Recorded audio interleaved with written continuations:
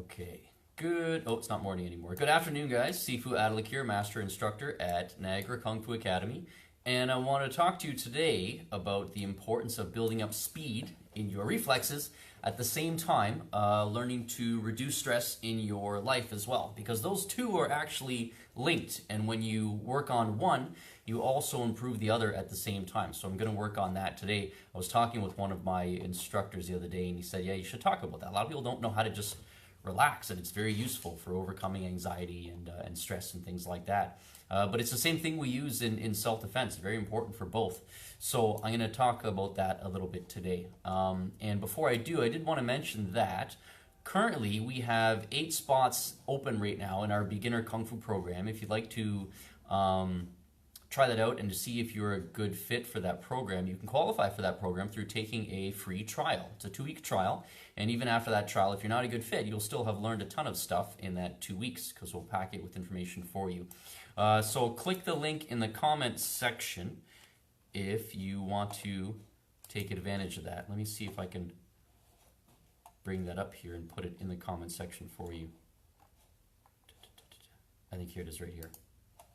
Give me 1 second. Oh, and by the way, if you guys are watching this live and you have any questions, put them in the comments section. And they take a little bit of a delay, so put them in now, and then I'll read them by the time I'm finished this. Oh, what happened to my... There it is. Hold on. Okay, there it is. The link is in the comments section for you. Okay, well that came up pretty fast. Maybe there's not such delay on this. Okay, so anyway, talking about relaxation and breathing, the story I have to tell you is that what happens often, I see this online in different martial arts conversations and stuff like that. People ask a lot about Tai Chi, and if we teach Tai Chi, and of course we do in our high-level programs, we teach Tai Chi.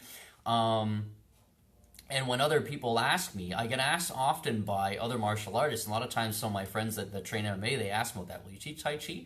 And I said, well, yeah, we do. Well, and they say, well, it's not kind of a waste of time because all slow motion doesn't really teach you much about, fighting and self-defense and stuff like that. It's kind of just good for old people, right? And I said, well, no, I respectfully disagree. It's actually very good for self-defense, but not for what you might be thinking. Not because of the moves, the secret techniques and stuff like that. That's arguable. But what's really beneficial about it from a combative and a self-defense point of view is that it teaches you how to relax, right? The ability to relax on command, how to breathe and relax, which is one thing that we all need more of. The ability to breathe and relax on command is important for so many reasons. And one of them on a combative level, right? For combat, for self-defense. It's really important on that level because it's going to make you move much more efficiently, right? If you can relax during combat, you're going to save a ton of strength, right? When we're tense, we burn a lot of energy. And if you can learn to relax, you can defend yourself for a lot longer. Also, when we're tense, we're firing muscles that are not really necessary to perform the certain techniques we need to at that time. So in that case, it's a waste of energy also. Not only that, if we can relax through controlling our breath, we can actually move a lot faster, right? And this might seem backwards for some people, but it's true. Throwing a punch, for example, right? When you're throwing a punch, certain muscles you're using that you want to be using to extend that punch out. But if you're tense, there's also muscles that pull everything. Your biceps, for example, your biceps lift like this, right? And they pull in. They're not going to help you much send force out. So if we're tensing the whole arm, you're not going to have efficient motion of what you need to be sending forward. So being able to relax will help you control that and help you control only the right muscles firing the way you want them to for explosive speed and for power, right? So relaxation is very important for that too, right? You make sure that you're not using the muscles against you, the ones that you don't want to use. Aside from physical combat, there's also the self-defense side of that, right? We want to make sure we can breathe and relax in self-defense. Now, keep in mind that combat and self-defense are different. They get confused very often, but they're two different things, right? In combat, your goal is victory, and in self-defense, your goal is survival. So there's a lot of differences there. I'll explain in a second. But before I do that, I did want to remind you again that if you are interested in learning this stuff kind of in an ongoing basis, we do have eight spots left right now in our basic beginner Kung Fu program. If you'd like to see if you qualify for ongoing training, you can take a 2 free week trial where we cover a lot of great material for you in self-defense and fitness and get you a free uniform as well. So if you're interested in trying that out, click on the link in the comments section there, and we can have one of our instructors call you up and set up your first private class, right? So in self-defense, the ability to control your breath is even more important because in a violent situation, even just a verbally violent situation, we have our adrenaline kick in, and that launches us into what we call our fight or flight state, right? And in this state, you got, hey, Kathy, Heather, Jason, hey guys, give me a thumbs up in the comments section if you're watching and you can hear me still.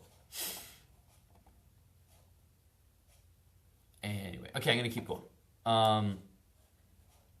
Where was I? In the fight or flight state, right? When you get into that state, it's not about just physical violence, but any kind of violence can put us in that state.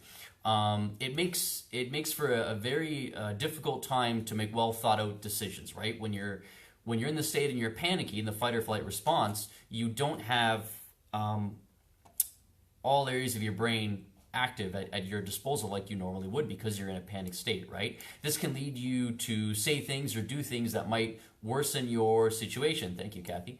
If we can control our breath and relax, then we can maintain more awareness in this state and possibly avoid it altogether if we're not making those panicky decisions when they're not necessary. And the same idea should be applied to how we deal with stress and anxiety, right?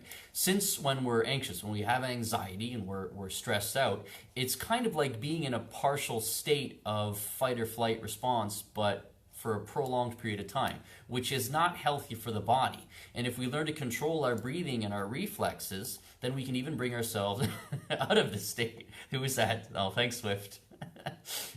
That's why there was a delay, because she had to find the right emoji to put on the thumbs up. The type of breathing I'm talking about is often called diaphragmic breathing, and there's another version of it we call modulated breathing, which we teach in our beginner program. I'm going to go over that in another video because I don't really have time in this video here. But if you want to learn that in person and you want to apply for a beginner program, we have a free trial for you. There's 8 spots left right now in our beginner program. You can take our free trial and apply for it. And if you're a good fit, just click the link in the comments section. You can try it out. It's 2 weeks of classes, a free uniform, and it gets you some good Kung Fu shoes as well. So to wrap up, here's what we know, right? The mind follows the body, and the body follows the mind. And if our mind becomes panicky and tense, then our body will follow and become panicky and really, really tense, right? And if we can get our body to relax, then we can get our mind to relax, right? So that's a two-way street. It's a cycle. If we control our breath, this will allow us to relieve that tension of the body and the mind, and we can start to take conscious control over what our body and our thoughts are doing, right? We take conscious control over our breath, but that's the key. You have to take that control over your breathing in order to control both the mind and the body. So Tai Chi helps with that, as does various other exercises in Kung Fu and in Qi Kong, as long as they're practiced regularly, right? If you guys have any questions, I'm going to log off pretty soon, so put them in the comment section there, and I will get to them before I go. Thanks for watching. I know that you guys are busy, so thank you very much for making the time. If you made it through this whole video, then congratulations. If you're not currently training with us and you'd like to see if you're a good fit for the program, you can take our free 2-week trial, which includes a free uniform and shoes. So there's only 8 spots left in our beginner program right now at the moment, so don't wait. Now that the weather is getting nicer, everyone wants to start moving again. So those spots will probably fill up pretty soon. Click the link in the comment section there, and we'll have our program director, Ms. Gibbons, who I think is watching right now. She will book you in for a free private lesson. We'll have a Black Sash work with you one-on-one so you can see what we're talking about and put some of the stuff to practice for you right away so you can improve your fitness but also reduce your stress too. Okay? Thanks for watching, guys. At this point, I don't even know everything correctly. Yeah, that's I wanted to comment about that because the comment I want to make was you're probably not, most people aren't breathing correctly. It's something very simple, but once you learn proper modulated breathing or diaphragmatic breathing, you're like, wow, yeah, I've been doing this wrong like so many other things for so long. Anyway, thanks for the input there, Gibbons, and enjoy your Friday, guys, and enjoy your weekend. I'll talk to you soon.